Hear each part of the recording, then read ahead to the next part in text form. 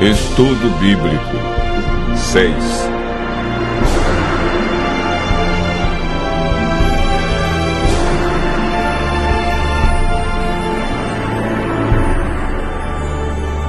Sinais da vinda de Cristo.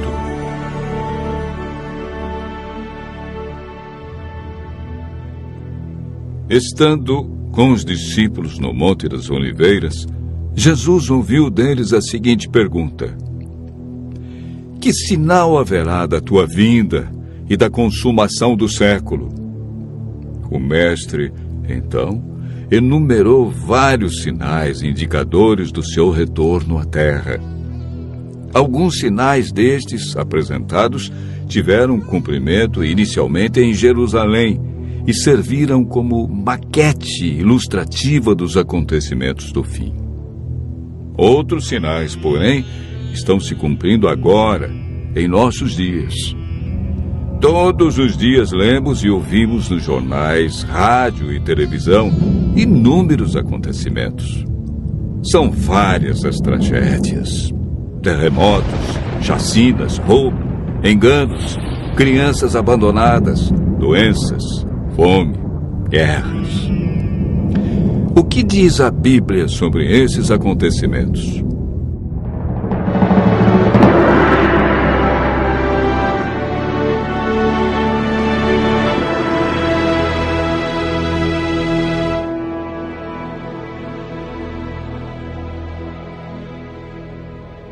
Vamos analisar os sinais que antecedem a sua volta em 3 partes. Primeiro, os sinais no mundo social. Segundo, sinais no mundo natural. E, por último, sinais no mundo religioso. Os sinais no mundo social estão descritos em Mateus 24, versos 6, 7 e 10. Jesus profetizou que antes de sua volta, o mundo estaria envolvido em guerras, fome, nação contra nação, reino contra reino, traição e ódio entre as pessoas.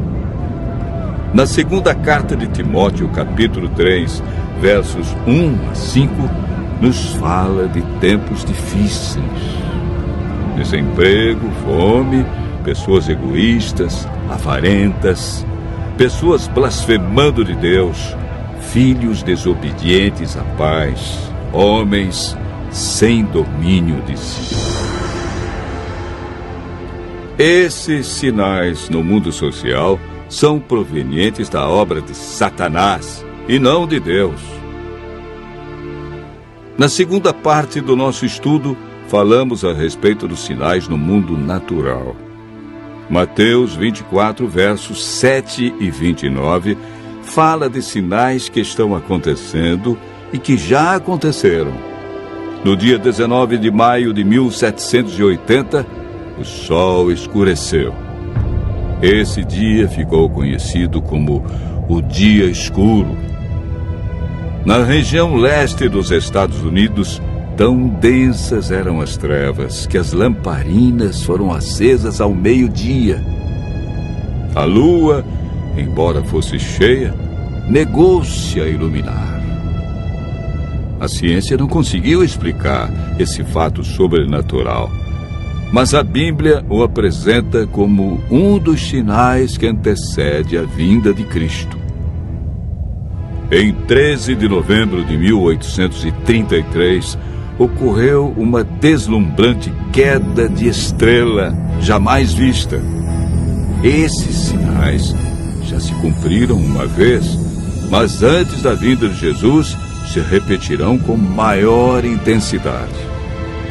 Os sinais no mundo natural, como terremotos, enchentes e grandes calamidades que matam milhares de pessoas, indicam que Satanás está agindo até mesmo na natureza. Tratamos na terceira parte do nosso estudo sobre os sinais no mundo religioso.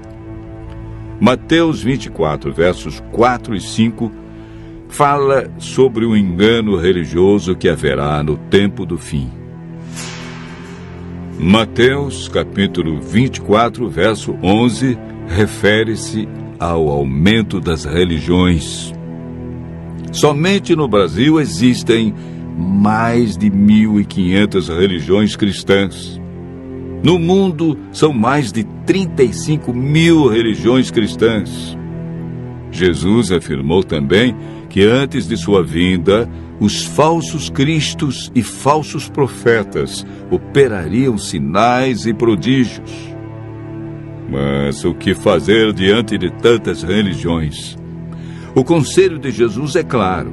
Ele diz: acautelai-vos para que ninguém vos engane, porque muitos virão em meu nome e enganarão a muitos. Segundo Pedro 2, versos 1 a 3, fala da atitude de líderes religiosos que são movidos pela ambição e acabam usando a religião, a Bíblia, milagres e o nome de Deus para explorar as pessoas que os procuram em busca de curas, sinais e prodígios. Outro sinal no mundo religioso é encontrado em Mateus 24, verso 14.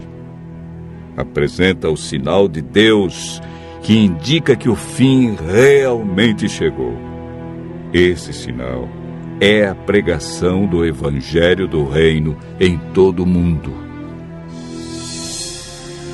O apóstolo Paulo nos fala em Gálatas, capítulo 1, verso 6, de um outro evangelho que parece ser bíblico, mas não é. Esse evangelho é o falso evangelho de Satanás, pois este sabe que pouco tempo lhe resta e está empenhado em difundir os seus terríveis enganos. O que devemos fazer para não sermos enganados diante de tantas religiões? Em 1 João, capítulo 4, verso 1, encontramos a resposta. A Bíblia nos orienta a provar se os espíritos provêm de Deus ou não, ou seja, comparar. Aquele que quiser fazer a vontade de Deus deve comparar a doutrina da Bíblia com aquilo que outros ensinam. Por que Deus manda provar? De acordo com Mateus 7, verso 15, o engano vem parecendo verdade. Vimos que os sinais preditos por Cristo estão todos se cumprindo, indicando que em breve todo o mal do universo terá seu fim. O que está faltando para Jesus voltar? Primeiro motivo: o evangelho verdadeiro precisa ser levado a todo mundo. Segundo, Jesus está a cada dia dando mais oportunidades. Ele é paciente e espera uma decisão de cada um de nós ao lado da verdade. Lucas 21, verso 28, declara que, ao começarem estas coisas a suceder, exultai e erguei a vossa cabeça, porque a vossa redenção se aproxima. Continue ouvindo a voz de Deus. Em breve, vamos contemplar Jesus vindo sobre as nuvens do céu com poder e grande glória.